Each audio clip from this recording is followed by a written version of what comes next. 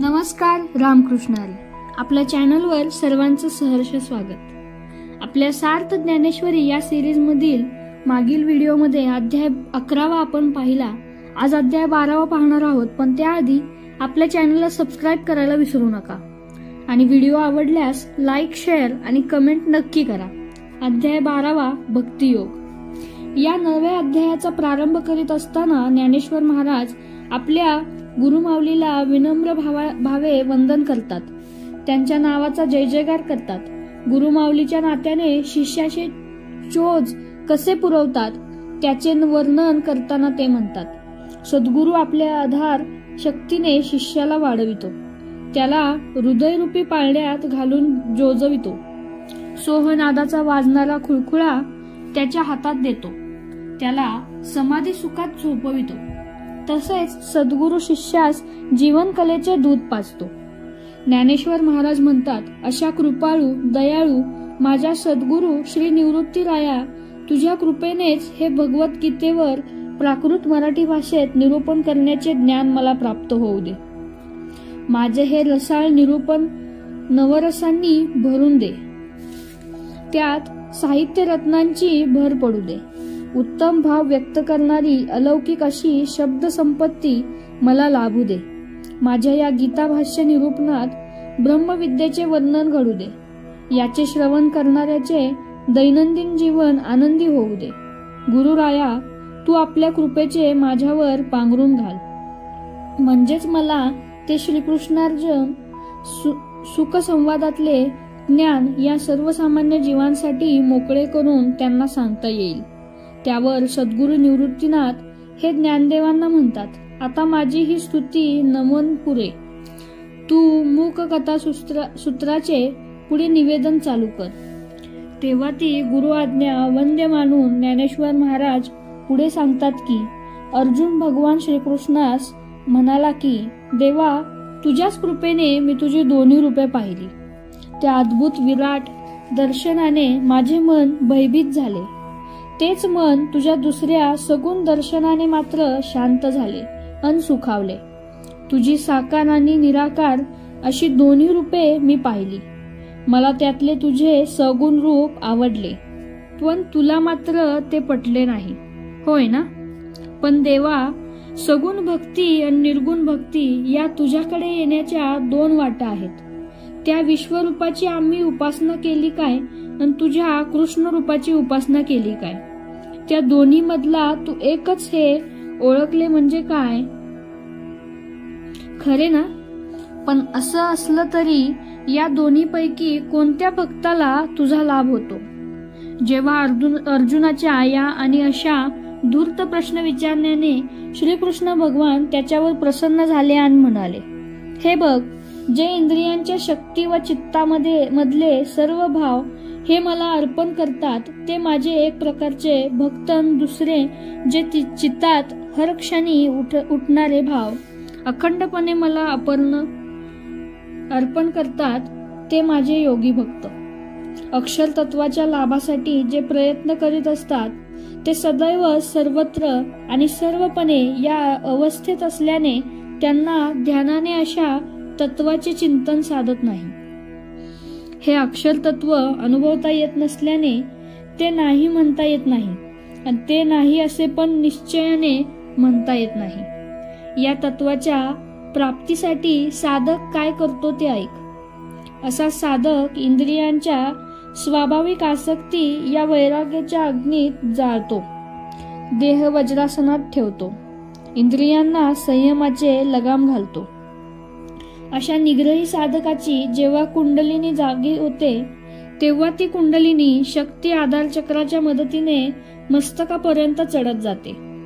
नवद्वारांच्या चौकीत निग्रहाचा अडसर घातला जातो. सुषुम्ना नाडीची वाट मोकळी केली जाते. प्राणपानांना संयमित करून ते वर चढविले जाते. अशा वेळी त्या साधकाला अनाहत ध्वनी ऐकू येतो. कुंडलिनी शक्ती ऊर्ध्व होऊन ती 17व्या कलेचे अमृतपान करते. त्यानंतर तो साधक बाह्य भावाच्या अनुभूतीस घेतो. अर्जुना, हा सारा योग मार्ग फार कष्टप्रद आहे. जे या मार्गाने ते ब्रह्म ओळखण्याचा प्रयत्न करतात त्यांना अनेक शारीरिक व मानसिक संकटांना तोंड द्यावे लागते. निराकार परब्रह्माची प्राप्ती होण्यासाठी शून्याशी संघर्ष करावा लागतो. त्यांना पूर्णपणे निरासक्त व्हावे लागते. सर्व दैहिक इच्छांवर विजय प्राप्त करून घ्यावा लागतो. एकूणच हा योग भक्ती मार्ग फार अवघड आणि कष्टप्रद आहे. परंतु हे अर्जुना, हे भक्त दुसरा म्हणजे भक्तीचा मार्ग निवडतात.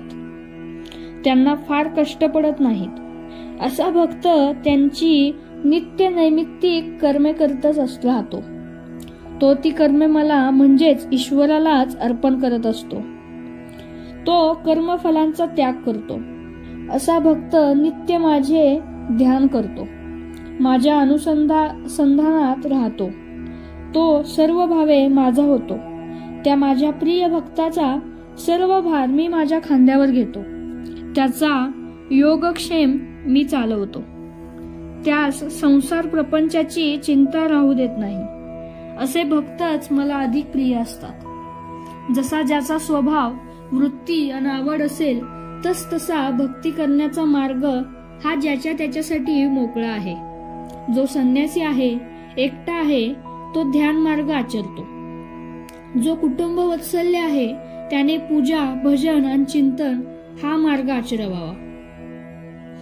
अनन्य भावाने मला आपला देह, मन आणि प्राण अर्पण करणे हीच श्रेष्ठ भक्ती आहे. मी माझ्या सर्वसामान्य भक्तांच्या उद्धारासाठी त्यांना नामाची नौका करून दिली आहे. त्या नाम नौकेत बसून असे माझे भक्त हे मोक्ष मुक्तीच्या पैलतीरास येऊ शकतात. म्हणूनच हे धनंजया, माझे तुलाही हेच सांगणे आहे की तू भक्ती मार्गाचा आचरक हो. अशा प्रकारे भगवंतांनी अर्जुनास साधा, सोपा व प्रत्येकाचे कल्याण करणारा मार्ग दाखविला. भगवंतांनी अर्जुनास हे सुद्धा सांगितले की चंचल मनाला निश्चयाने आवरून त्याला प्रभू प्रेमाची ओढ लावली की त्या भक्तांचे मन आपोआप माझे ठाई लीन होते. त्याचा देहाभिमान गळून पडतो. वरवर जरी ह्या गोष्टी साध्या वाटत असल्या तरी त्या प्रत्यक्ष आचरणास तितक्या सोप्या नाहीत. परंतु सातत्य, चिकाटी आणि अभ्यासाने सर्व काही साध्य करून घेता येते, हे विसरू नये. हा भक्तीचा साधा मार्ग कसा आचरायचा या अर्जुनाच्या प्रश्नाचे उत्तर देताना प्रभू असे सांगतात की अशा भक्तांनी त्यांची सर्व विहित कर्मे ही जरूर करावीत. मला कर्माचा नाही तर त्याच्या फलासक्तीचा त्याग अपेक्षित आहे. अशा लोकांनी शुद्ध मनाने कर्मे करून ती मला अर्पण करावीत. म्हणजे त्या कर्मफलाच्या लाभास ते बाधक होत नाही. ती मला अर्पण केलेली कर्मे पुढील जन्मात सुख किंवा दुःख देण्यास शिल्लकच राहत नाहीत. कर्मफल त्याग करून माझा भक्त हळूहळू ब्रह्मस्थिती प्राप्त करतो. माझ्या एकनिष्ठ भक्ताची आणखी एक खूण कोणती ते समजून घे. असा माझा मला सर्वत्र पाहणारा भक्त कोणाचाही राग, द्वेष, मत्सर करत नाही. तो स्वतःच्या मानपानानेही दुःखी, कष्टी व आनंदी होत नाही. जीवनातले सुख, दुःख तो साक्षीत्वाने भोगतो. तो सर्वत्र मला पाहतो. माझ्या प्रती आस्था, प्रेम राखतो. नित्य माझे भजन, पूजन आणि चिंतन करतो.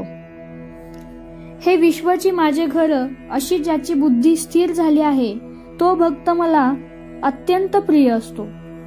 मी त्याचा दास होऊन त्या भक्तिप्रेमापोटी त्याचा सतत सांभाळ करतो. अर्जुना, मला प्राप्त करून घेण्याच्या अनन्य भावे भक्ती मजप्रत सर्वस्व समर्पण करणे हा एकच साधा, सोपा आणि श्रेष्ठ मार्ग आहे. यालाच उत्तम भक्तियोग असे म्हणतात. या मार्गाचे जे आचरक भक्त असतात ते मला अधिक प्रिय आहेत. ते भक्त माझे चिंतन करतात आणि मी त्यांचे चिंतन करतो. मी त्यांना ते मला असे आम्ही एकमेकांना देवता स्वरूप मानून परस्परांचे पूजन करतो. संजय धृतराष्ट्रास हा सर्व कथाभाग साक्षीत्वाने पाहून सांगत आहे.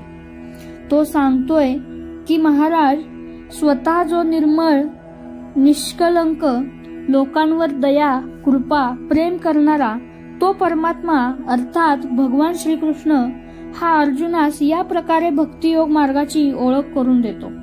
ज्ञानेश्वर महाराज म्हणतात की श्रोते हो, जो संजय जे ऐकतो आहे, पाहतो आहे, सांगतो आहे, तोच सारा बोधाचा भाग मी गुरुकृपेने तुम्हास या प्राकृत ओव्यांद्वारे निवेदन करतो आहे। तुम्ही त्याचा श्रवण सुखास सादर व्हा। आजचा अध्याय 12 इथेच संपला। धन्यवाद।